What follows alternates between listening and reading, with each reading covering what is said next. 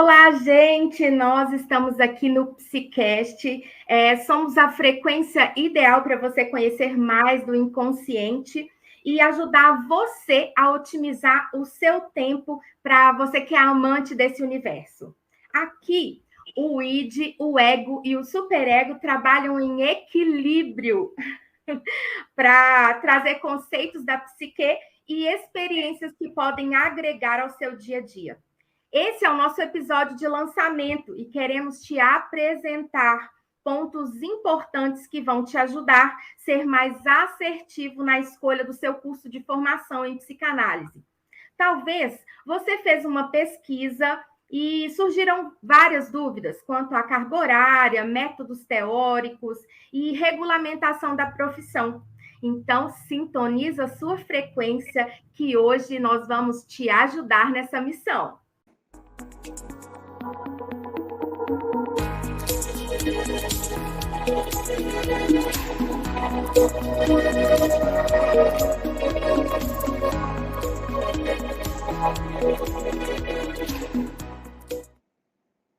E para construir essa temática, na condução aqui, eu, Duane Rocha, jornalista e psicanalista em formação, e o outro, o doutor Francis Bittencourt, ele que é CEO do Instituto Bittencourt, doutor em teoria e técnica psicanalítica e palestrante. Seja bem-vindo, doutor Francis. É uma honra tê-lo aqui conosco nessa construção e fique à vontade para saudar nosso público. Boa noite, Duane. Boa noite, pessoal. É um prazer inteiramente meu estar aqui com todos vocês nesse momento para falarmos um pouquinho desse essa crescente procura que é fruto também de uma crescente demanda, né? Que é a psicanálise. Obrigada, doutor Francis. Então, vamos lá. A psicanálise busca entender os aspectos mais profundos da mente, aqueles que não vemos conscientemente. Esse método ajuda a navegar por um oceano de emoções e memórias, ressignificando a singularidade do sujeito. Quem exerce a profissão é o psicanalista, e ele atua como uma espécie de alavanca nessa jornada introspectiva, auxiliando o paciente a desvendar seus próprios mistérios e a encontrar soluções para os seus conflitos internos.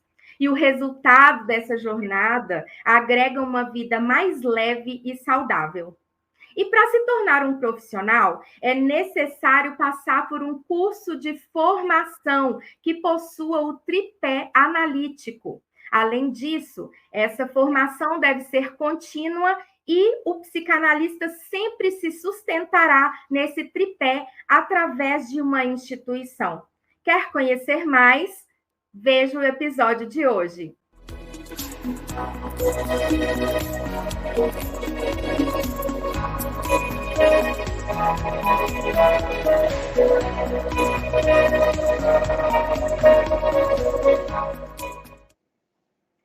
Doutor Francis, conta pra gente um pouquinho sobre a história do Instituto Bittencourt, como tudo começou.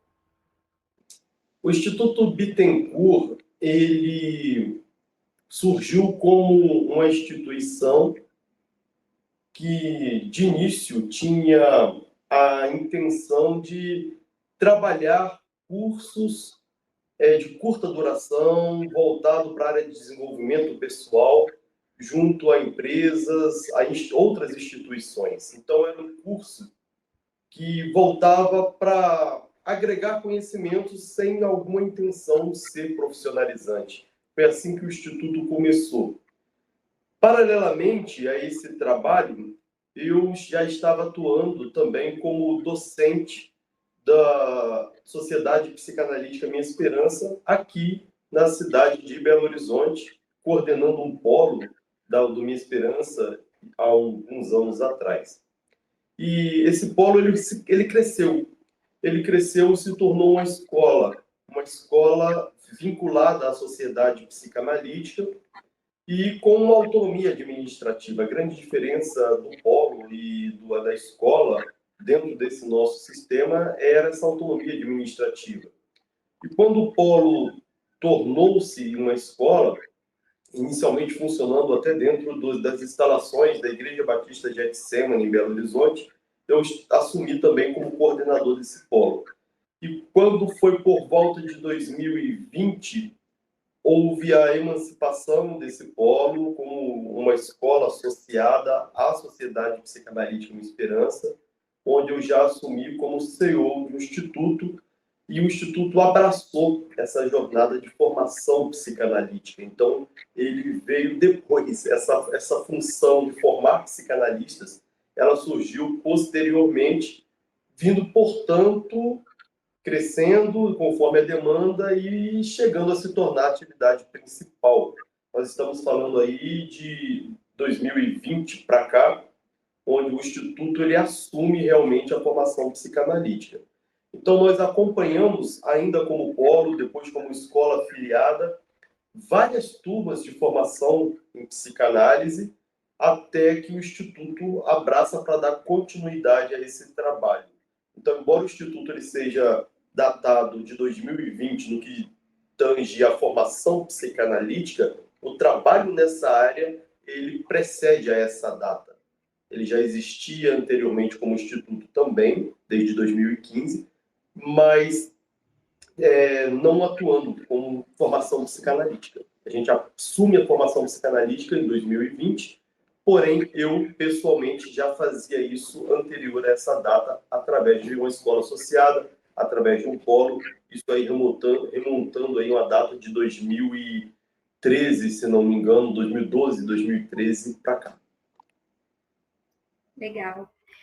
Onde encontrar a instituição, né? Eu tenho aqui já essas anotações. Então, você consegue encontrar, né, aqui no YouTube, no Instagram e também no site da instituição, institutobittencourt.psc.br. Inclusive, né, nós estamos com matrículas abertas, né, doutor Francis, para novas turmas. Então, se você tem interesse com valores promocionais, tá, gente? Então, se você ama esse universo aí, aproveita e corre lá no site para conferir, ou também pode ir lá no nosso Instagram para mais informações. Também tem uma super novidade que nós vamos contar para vocês até o final desse episódio. Então, acompanhe, fique ligado aí, que é um presente para quem ficar até o final, tá bom? Então, chega de falar livremente, né? E vamos decorrer o tema de hoje. Vamos lá?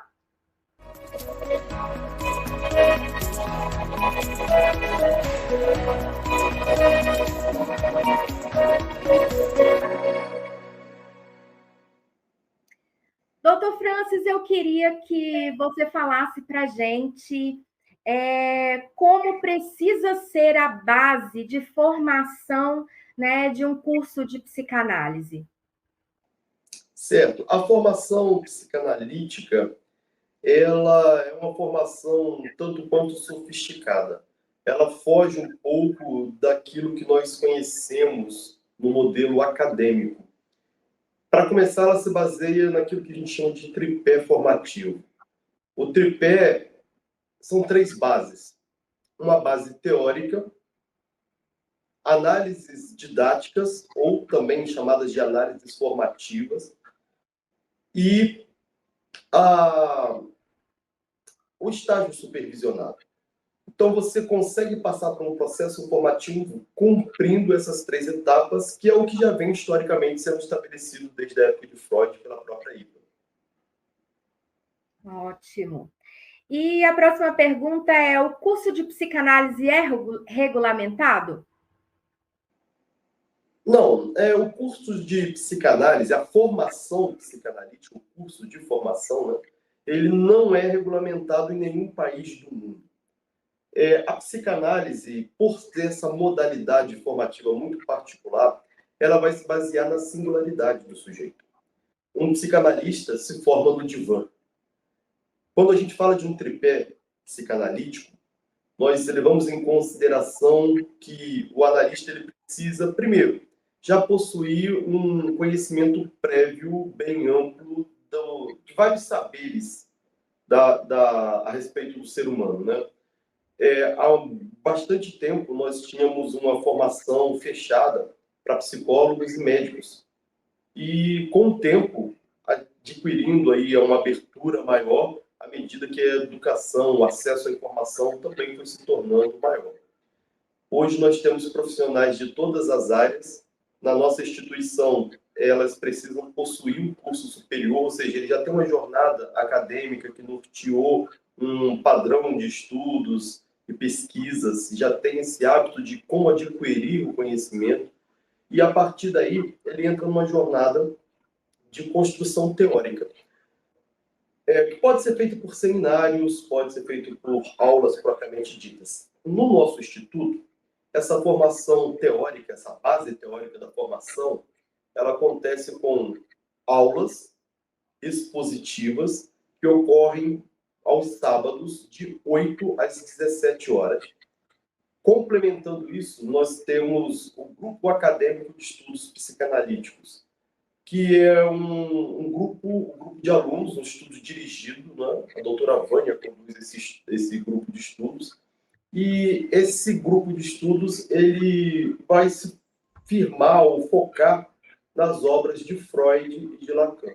Então, a releitura dessas obras, uma mesa redonda a respeito do conteúdo dessas obras, que também ocorre no sábado de 8 ao meio-dia, em sábados diferentes dos sábados das aulas. Ainda contribuindo com essa base teórica, nós temos os seminários institucionais. São seminários que tratam de assuntos atuais da psicanálise, onde os alunos têm a oportunidade de participar um pouco mais dessa construção do saber, expondo aquilo que eles estão realmente compreendendo de todo o conteúdo, através de palestras, seminários, apresentações, dirigido pela doutora Josi Ribeiro também, que muito excelentemente conduz esse trabalho. E ele ocorre numa jornada noturna, né, de 19 horas às 21 horas, semanalmente também, ou melhor, às quintas-feiras. E temos também, compreendendo a parte teórica, mas já para o final de curso, a nossa clínica escola, onde estão estudados os casos clínicos da atualidade, onde os alunos têm a oportunidade de discutir, debater casos clínicos, formando pequenos cartéis também, o que é muito interessante para esse aspecto formativo. Isso aí compõe a nossa base teórica. Obviamente, essa base teórica tem uma carga horária superior a 360 horas de aula ao vivo, e isso nos proporciona a possibilidade de estender a formação para a pós-graduação. Então, a gente consegue, através da pós-graduação, que é um curso reconhecido pelo MEC, ao passo que a formação é um curso livre, oferecer aos nossos alunos não só o que eles precisam para clinicar, que é a formação reconhecida pela Sociedade Psicanalítica, como também o título acadêmico que é dado pelo MEC no formato de pós-graduação, já como uma instituição de ensino. E essa base teórica, Doni, ela pode ser compreendida no início e no final. A gente amarra essa base teórica toda em 3 anos de formação. É quase o tempo de uma graduação, mas é realmente um tempo ainda curto, pelo tamanho do que se precisa saber a respeito da psicanálise para o exercício. Então, essa base teórica, apesar de parecer longa, ela ainda carece de complementações que a gente fornece aos nossos alunos posteriormente, depois de formados, inclusive. E ela permite, sim, uma amarração dentro de uma grade. Isso é uma coisa que é importante a gente dizer, porque quando se fala em curso de formação, não se fala em grade. Não se cabe uma grade que se forma um psicanalista dentro de uma grade, dentro de uma amarração. Pelo contrário, ela é uma formação singular.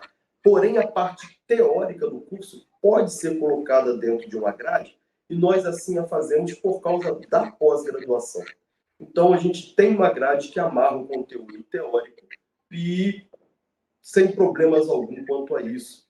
Porém, quando a gente entra na parte prática, em especial as análises formativas, que a gente chama de análises didáticas, essa amarração de carga horária já não é possível.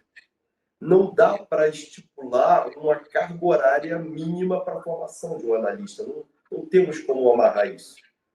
E, considerando essa singularidade, considerando que o tornar-se analista, como diria Lacan, o analista autoriza-se por si mesmo e outros mais. Ou seja, existe uma instituição ainda que homologa em si essa autoautorização. Mas essa autoautorização consiste em quê, na verdade? Em você entrar no processo analítico com o seu analista de data, a ponto de você conseguir internalizar esse sujeito suposto saber e você tornar a sua mente uma mente analítica. Você vai construindo o psicanalista internamente e a sua escuta vai sendo apurada, a sua percepção vai sendo apurada e vai sendo cada vez mais liberta de ciladas do seu próprio inconsciente. Por exemplo, uma pessoa que tem uma estrutura muito maternal, ela não consegue ouvir e interpretar o que vem do outro, senão por essa escuta. Então é necessário que ele se liberte das suas próprias mazelas. Quando digo se libertar, eu não estou dizendo que o psicanalista precisa ser uma pessoa sem nenhum tipo de problema. Não, né? Isso não existe. Mas ele é uma pessoa que conhece bastante, o suficiente do seu próprio inconsciente, a ponto de conseguir uma escuta mais livre daquilo que vem do inconsciente do outro. Tornar-se psicanalista é um processo que ocorre no divã e exatamente por isso o tempo ele é singular, tão bom o sujeito é singular. Nós não podemos dizer que o Francis precisa de uma carga X de análise, de horas de análise, para poder tornar-se analista. A Duane precisa de uma carga Y. Não dá para dizer, não dá para amarrar previamente. Isso vai se construindo, né, no processo analítico. E o mesmo a gente pode estender para a nossa supervisão, né, o estágio supervisionado. Quando eu posso dizer que o meu cliente, o meu analisando, vai precisar, quanto tempo ele vai precisar de análise para estar pronto, e aí a partir daí eu concluir o estágio. É impossível, não é praticável. Por causa disso, e como não se abre mão dessa parte na formação analítica, a gente diz que é impossível regulamentar. Não tem como regulamentar. A regulamentação implica em criar-se uma lei que normatiza o funcionamento da psicanálise enquanto profissão e também vai ditar as suas competências a serem adquiridas numa formação e essa formação também vai ser amarrada. E aí que entra o grande problema, né? Como a gente pode amarrar uma carga horária de formação psicanalítica? Eu poderia cometer um erro de dizer que, ao fechar o período de uma grade formativa, independente se aquele aluno, candidato a psicanalista, ele está ou não modificado na sua escuta, na sua essência, se ele tornou-se ou não analista, se ele trabalhou ou não o seu próprio inconsciente, se ele cumpriu a carga horária dele, eu seria obrigado a certificá-lo. E ele poderia estar indo para o mercado totalmente despreparado para essa escuta analítica. De forma que, quando você regulamenta, você cria uma lei. E se você cria uma lei, você segue o princípio da igualdade. Todos somos iguais perante a lei. Então, não caberia eu exigir do Francis uma formação que durasse tempo X e também cobrasse da Duane um outro tempo de formação, sendo que nós somos iguais perante a lei. Portanto, não dá para considerar igualdade com singularidade. E a psicanálise vai trabalhar essa singularidade. Se eu consigo amarrar uma carga horária igual para todo mundo, com certeza as análises didáticas eu não consigo determinar o mesmo tempo para todas as pessoas. E por causa disso, fica assim, em consenso global, que psicanálise não pede regulamentação, ela não funciona a partir de uma regulamentação, a partir de um engessamento. O tornar-se psicanalista vai levar muito e muito tempo, e esse tempo ele é diferente para cada pessoa. A nossa próxima pergunta seria a carga horária ideal, mas você já, né, explanou muito bem sobre isso aí, falando que é muito subjetivo.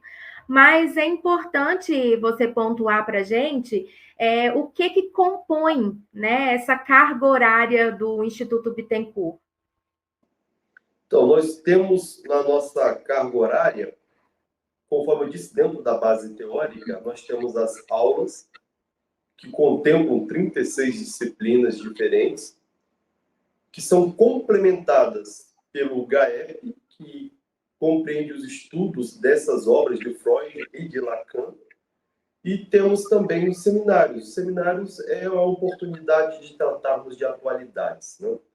Acrescenta também a clínica escola aí, que são estudos de casos.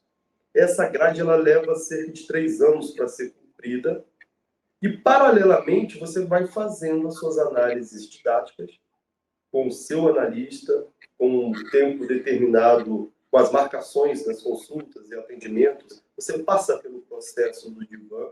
Dá para fazer isso ao longo de 3 anos? Aí é singular. Aí que entra a singularidade, né? E os estágios que nós realizamos são dentro da nossa instituição, dentro da clínica escola, supervisionados, acompanhados. E essa grade, então, que dura aí 3 anos, ela tem esses encontros de forma online, que nos possibilita hoje termos alunos de todos os estados e até alunos de fora do país, e também presencial.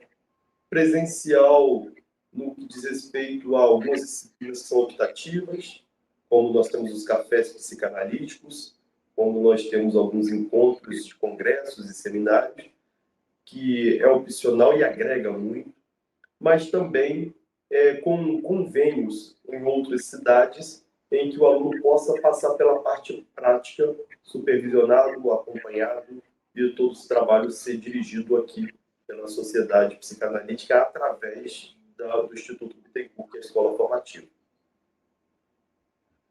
Sensacional.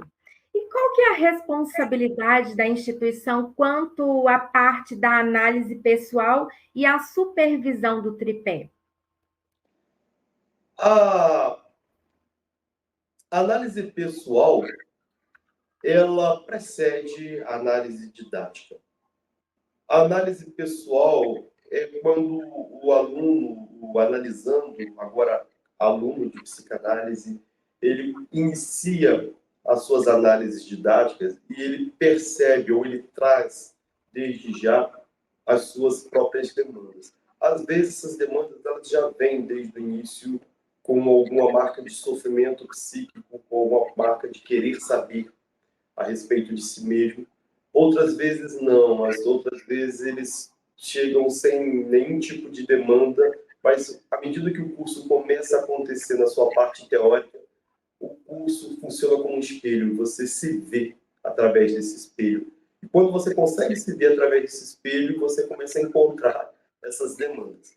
De sorte que a análise pessoal ela vai tratar disso, dessas questões que são do indivíduo em relação à sua própria vivência. Ao passo que a análise formativa, como eu disse anteriormente, vai tratar da transformação do sujeito em um sujeito analítico, né? Mas a gente entende que não é possível você tornar-se psicanalista, transformar-se em psicanalista através do divã, enquanto há demandas pessoais acontecendo. As demandas pessoais, elas limitam a abrangência da análise ao objetivo. Eu vou porque eu tenho um objetivo, eu quero trabalhar esse objetivo, eu tenho essa demanda. E isso se aproxima muito mais de uma terapia breve de orientação psicanalítica. Você tem objetivo, tem uma demanda específica. Mas à medida que você encerra as demandas, maravilha, começou a psicanálise. Quando você pensa, eu não tenho mais demanda nenhuma para trazer para análise, agora a psicanálise formativa vai começar. Porque nós vamos falar desse sujeito que não está ali motivado por demanda, que não está ali focado em nenhum tipo de sofrimento, mas que é um sujeito que agora está livre para expressar-se sendo ele mesmo. E aí, esse sujeito é que vai ser analisado, esse sujeito é que vai ser alterado pelas interpretações, pelo vir a enxergar a partir das análises e desse espécie de retirada de excessos que a psicanálise faz para que possa parecer que está por dentro. Enquanto há uma demanda, não é possível fazer essa construção, essa modificação do eu. A demanda ocupa esse lugar. Quando essa demanda acaba, aí esse processo começa. De forma que a análise pessoal ela está muito ligada à demanda. A análise didática é o sujeito que surge depois da demanda e vai transformá-lo nesse ser analítico. Muito legal. E o Instituto fornece, além da formação, um processo de ensino continuado para o futuro analista, para que ele se mantenha nesse tripé? Sim, nós temos um grupo, nosso grupo, na nossa escola, a Academia Mineira de Psicanálise. Essa Academia Mineira de Psicanálise é um local onde alunos já formados, agora não mais alunos, né? Mas eles têm a oportunidade de permanecer em formação continuada. Eles participam de todos os eventos formativos, eles participam dos eventos formativos dos alunos que estão ainda em formação, participam de todas as atividades, têm a oportunidade de reunir entre si, formar também os seus cartéis, e esse momento esse lugar onde eu, após formado, não me desvinculo. Eu ainda tenho a minha casa da psicanálise, eu posso montar lá, estar lá o tempo todo, eu posso permanecer lá, mesmo depois que a demanda formativa tenha se concluído. E, do ponto de vista financeiro, o que é importante analisar? Bom, algumas questões, elas até polêmicas são levantadas nesse aspecto, porque se por um lado a não regulamentação da ocupação do psicanalista mantém a possibilidade da singularidade desse sujeito na formação, por outro lado, ele abre uma espécie de oportunidades para que alguns cursos de psicanálise surjam sem compromisso dessa formação. No momento que você não tem uma lei que diz que você não pode fazer, entende-se por aí que se possa tudo. Não é uma verdade.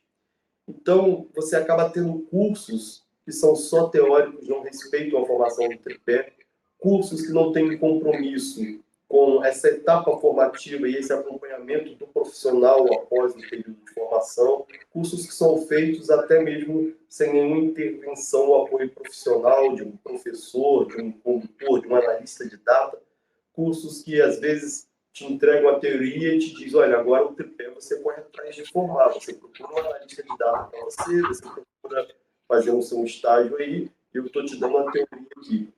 E no aspecto financeiro, você acaba então tendo cursos que são de baixo custo, onde você faz aulas gravadas, onde você compra um material e você estuda esse material, e a partir daí nada te impede de você se auto-intitular psicanalista sem, na verdade, passar pelo processo formativo.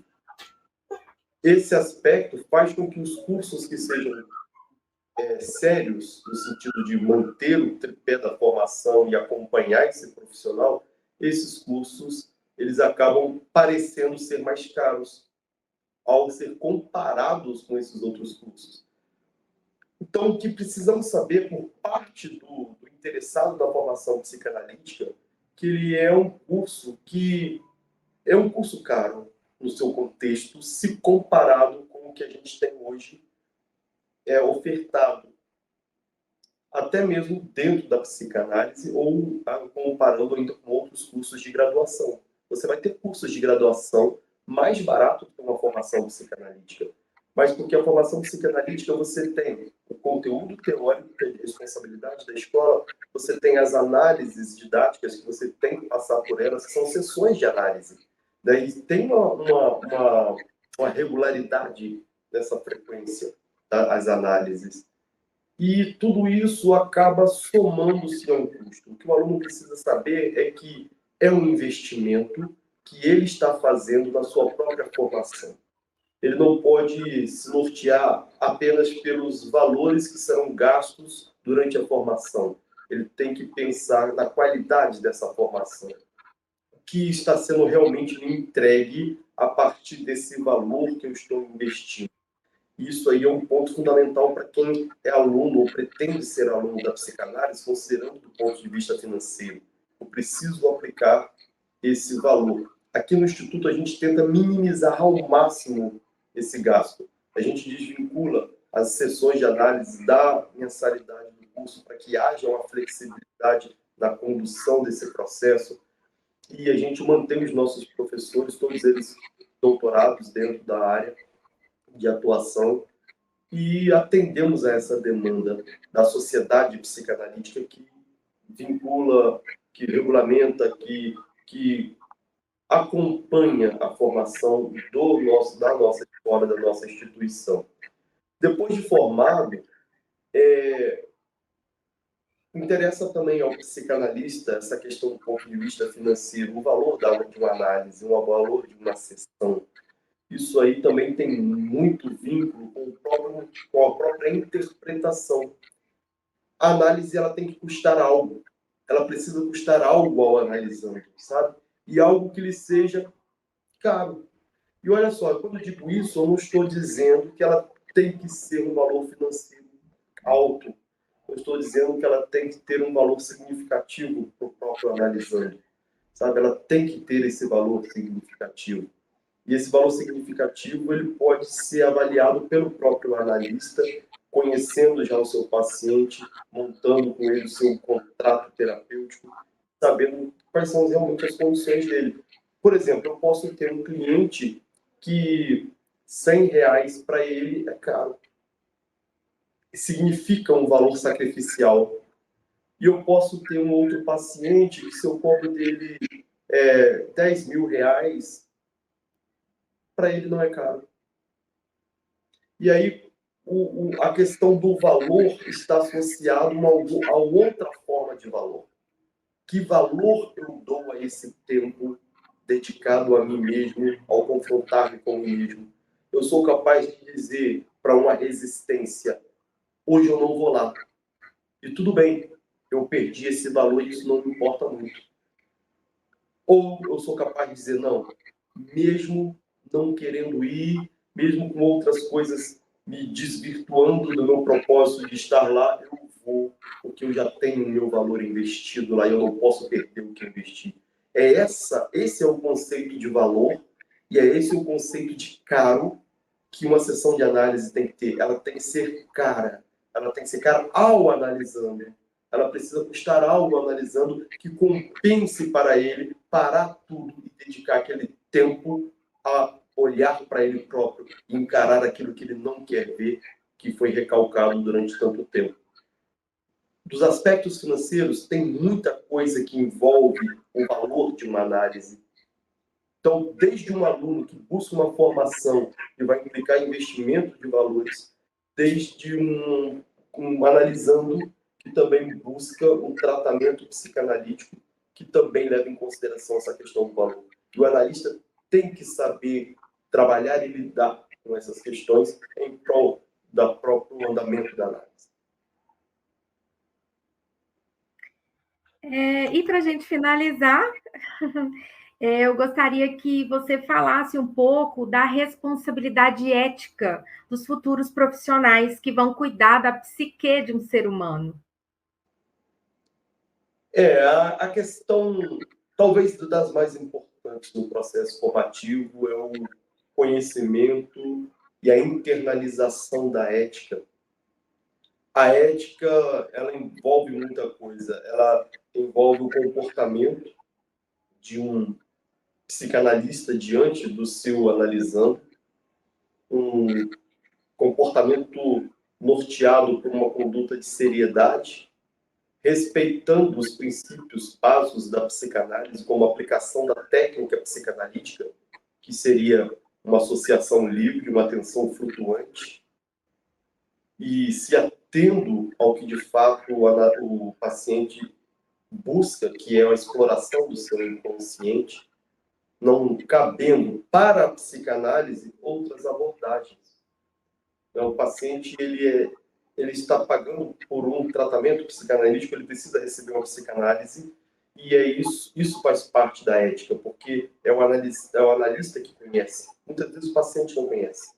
Então, dar a ele aquilo que realmente ele está buscando enquanto terapia, enquanto abordagem, é uma necessidade e que apenas a ética do psicanalista pode garantir isso. Essa ética também que faz com que o que é dito em análise fique em análise, fica dentro do setting analítico. Até porque um psicanalista sabe que não é sobre o que é dito que se trata a análise, mas sobre o que não é dito. Que não é dito, mas que aparece nas entrelinhas da fala, no percurso do discurso.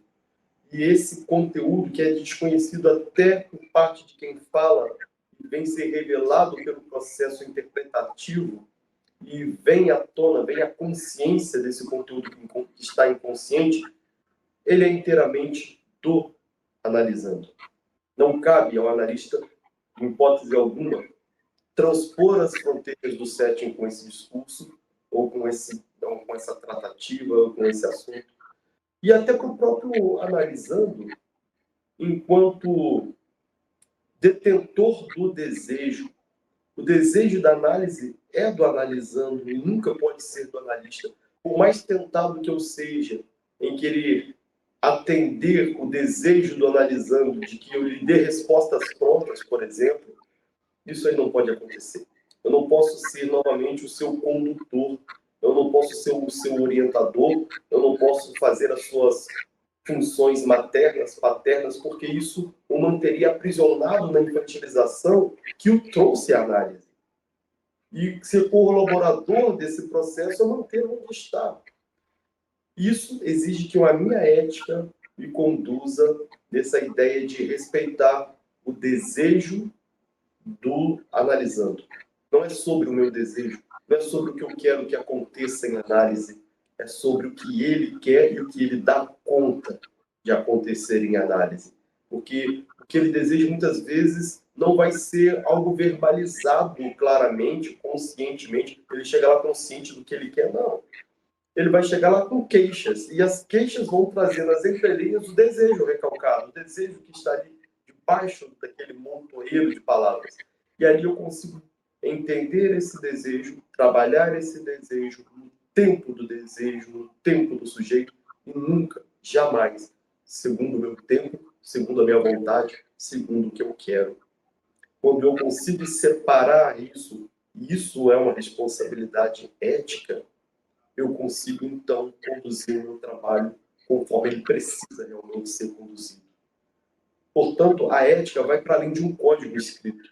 Nós temos na sociedade psicanalítica um código de ética que nós seguimos fielmente e também somos por ele advertidos em caso de transgredi-los. Nós temos um conselho de ética que ajuda-nos, vamos dizer assim, manter dentro desses preceitos, mas vai para muito além de um código escrito. Vai para além de uma ligação com a própria essência da análise, no que constitui essa análise, e manter-se fiel a isso. Manter fiel à técnica, manter fiel ao amor à verdade, manter fiel a ao processo que é inteiramente do analisando, no que diz respeito a desejo e tempo. E, sobretudo, não se esquecer de uma frase que Jung já nos coloca como lição, né? A humanidade. Jung diz: ao tocarmos em uma alma humana, sejamos tão somente outra alma humana. Ele começa essa frase dizendo: conheçam todas as teorias, dominem todas as técnicas, mas ao tocar numa alma humana, seja tão somente outra alma humana. Ou seja, a capacidade de acolher, de se colocar no lugar, de humanizar essa tratativa, também faz parte desse contexto ético, sem, contudo, perder essa familiaridade com a seriedade do processo, sabe? Não é para ser um relacionamento para além de uma relação analítica, mas isso não significa que ela necessariamente tenha que ser fria. E quem vai dosar esse meio termo é a conduta ética. Nós estamos chegando ao final do nosso episódio de hoje e antes de contar a super novidade, vamos relembrar o que abordamos aqui. Te apresentamos alguns parâmetros antes de escolher seu curso de formação em psicanálise. Compreendemos a importância do tripé analítico nesse processo e a responsabilidade da instituição em proporcionar um processo de formação contínua, além de se manter em movimento e inspirar seus alunos no desenvolvimento constante. E se você quer ser responsável por cuidar do psiquismo de um ser humano, essa responsabilidade é sua, ela é indelegável e é o que chamamos da ética do desejo e da liberdade. Esperamos ter ajudado nessa missão e fica o convite para visitar a página do Instituto Bittencourt e veja lá tudo que é oferecido em detalhes, analise e tome a sua decisão.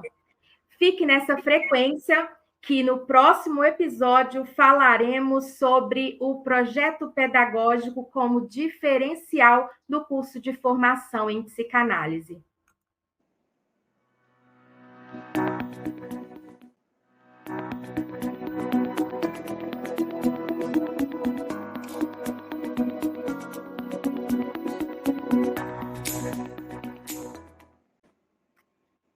E agora a super novidade. E ainda temos um presente para vocês. Doutor Francis, é contigo.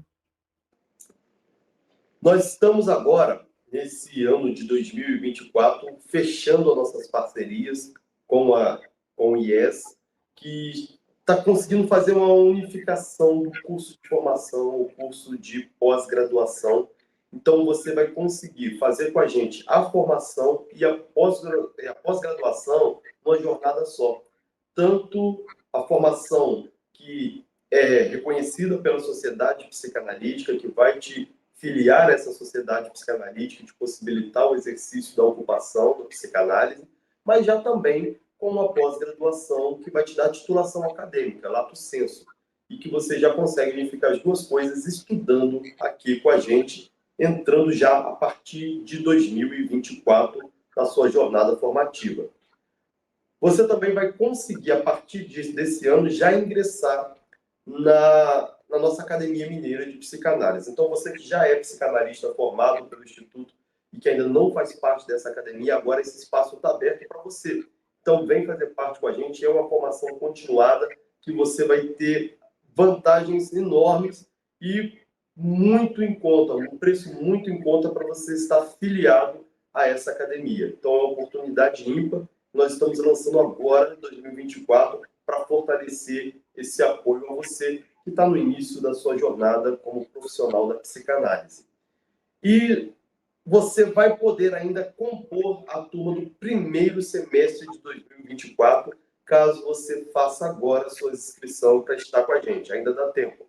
Nós vamos conseguir isentar você da sua taxa de formação, da sua taxa de matrícula do curso de formação. Se você entrar com a gente agora e mandar aqui para a gente o seu contato, a nossa equipe entra em contato com você de volta e aí você vai ter a oportunidade de, junto com a gente, estar realizando o seu sonho de se tornar um psicanalista. E qual vai ser o caminho mesmo para garantir esse presente, doutor Francis? Você vai ter que fazer o contato com a gente pelos nossos canais, mas isso agora, tá? Você vai entrar em contato com a gente, seja pelo nosso canal do YouTube ou pelo Instagram, e até mesmo entrando em contato direto no nosso site, avisando que você assistiu aos vídeos ou ao podcast e que você, ao assistir programa se interessou e fez imediatamente contato com a gente. Ou seja, você tem que citar que você participou desse podcast aqui com a gente e que você pegou toda essa informação que foi passada para você aqui. Vai ser um diferencial. Uau! Uma oportunidade imperdível mesmo para quem ama esse universo e tem o desejo de se aprofundar no método de exploração do inconsciente. Então, gente, corre lá, corre e garanta seu presente. Nessa mesma frequência, te esperamos no próximo episódio do nosso Psicast. Te enviamos vibrações altas e expressamos nossa gratidão pela sua audiência. Até o próximo, Dr. Francis.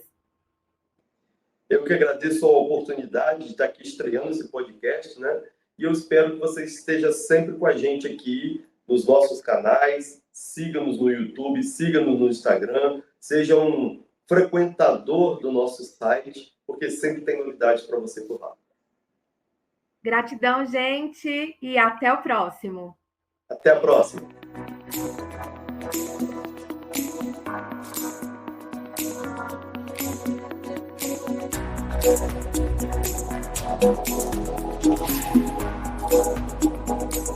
Thank you.